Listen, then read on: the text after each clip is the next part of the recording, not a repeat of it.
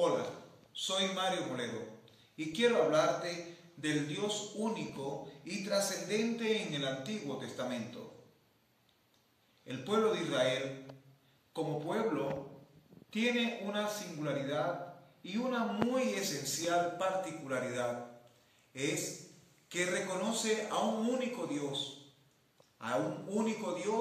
en cuya existencia está la plena soberanía de Él como Dios.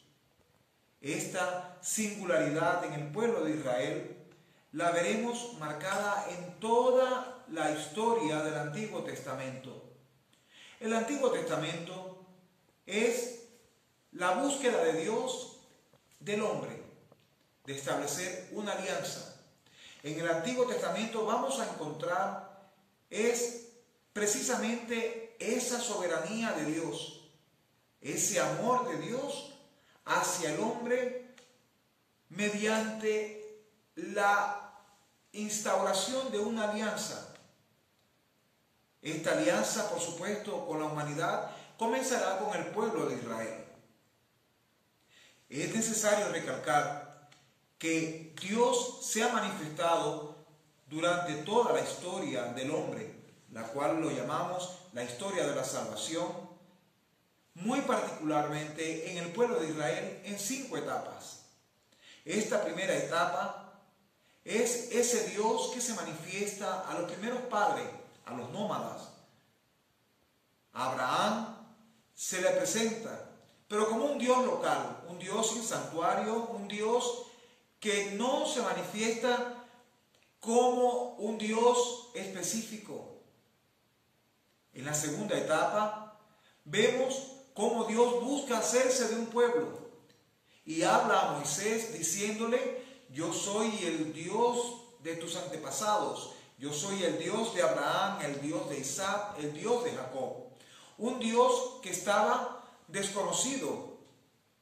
En la tercera etapa nos encontraremos a este Dios que ya no se hace desconocido, sino que muestra su nombre. Dios se manifiesta y entra a la historia del hombre dando su nombre, marcando su personalidad particular de Dios. Yo soy el que soy, yo soy Yahvé, tu Dios. Dios da su nombre, Dios entra a la historia de la humanidad. Dios ya deja de ser un Dios desconocido. Ya Dios tiene un nombre, se ha hecho de un pueblo.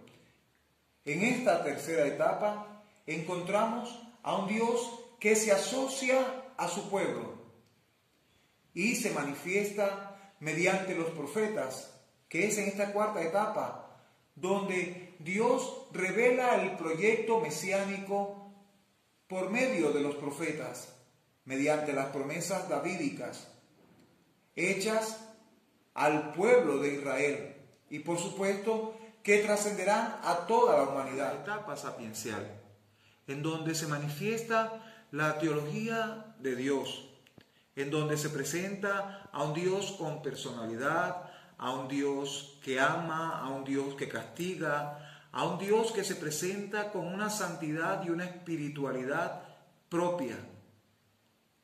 Es decir, Dios dentro del pueblo de Israel se manifiesta como un Dios pleno, lleno de libertad, voluntad y personalidad. Es Dios quien crea, es Dios que de la nada gustó crear todas las cosas. Es un Dios que está presente, es un Dios que ya deja de ser incógnita y se hace de un pueblo, de un Dios que ya tiene nombre para ser invocado, un Dios que se hace de un pueblo para hacer plena esa alianza establecida desde la creación. En esta última etapa encontramos cómo la creación es parte de esa providencia divina en donde se enmarca la alianza.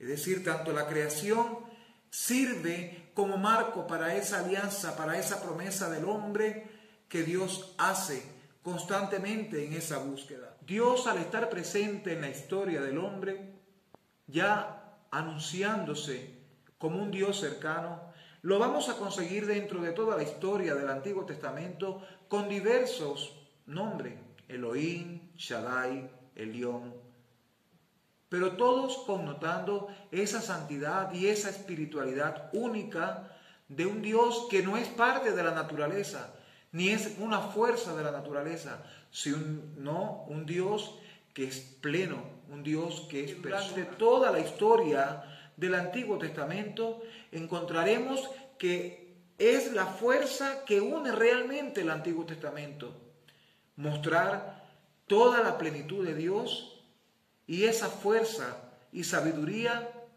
de Dios como creador, como Dios mediante esa alianza en la que busca salvar al hombre. Para finalizar, la base escritural del libro de la sabiduría, donde hace manifiesto a Dios en toda la creación.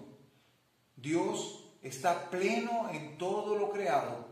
Dios existe y Dios se manifiesta en toda la creación. Toda su historia o en toda la historia de la humanidad se ha manifestado de distintas maneras, en distintos momentos y en distintas circunstancias. Ya por último, se ha manifestado en su Hijo Jesucristo. El libro de sabiduría recalca la responsabilidad del hombre.